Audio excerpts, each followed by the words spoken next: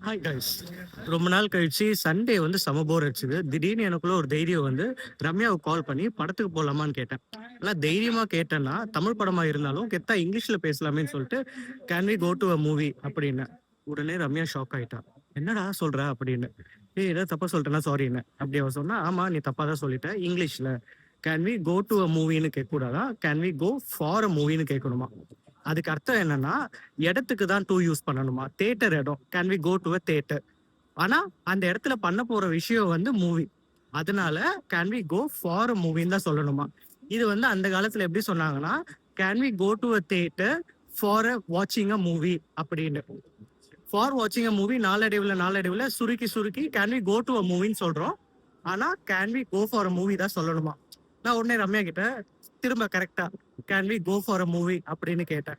ரம்யா வந்து ஃபர்ஸ்ட் நீ இங்கிலீஷ்ல ஒர்க் பண்ணு, அதுக்கப்புறம் டிக்கெட்ஸை புக் பண்ணு அப்படின்னு சொன்னான். நான் டிக்கெட்ஸ் ஆல்ரெடி புக் பண்ணிட்டேனே அப்படின்னு சொன்னேன். அவ வந்து அது உன்னோட தப்பு அப்படின்னு சொல்லிட்டு கட் பண்ணிட்டான். ஸோ நீங்க நாளைக்கு யார்கிட்டயே படத்துக்கு போகலாமான்னு கேட்டீங்கன்னா, கேன் வி கோ ஃபார் மூவின்னு கேளுங்க. இல்லைன்னா என்ன மாதிரி மொக்க வாங்கி கடைசி நேரத்தில் புக் பண்ணி டிக்கெட்டையும் கேன்சல் பண்ண முடியாம ஆயிடும். வீடியோ பிடிச்சிருந்தா லைக் பண்ணுங்க, மறக்காம சேனலை சப்ஸ்கிரைப் பண்ணுங்க, ஏதாவது டவுட்ஸ் இருந்தா கமெண்ட் பண்ணுங்க. பாய்.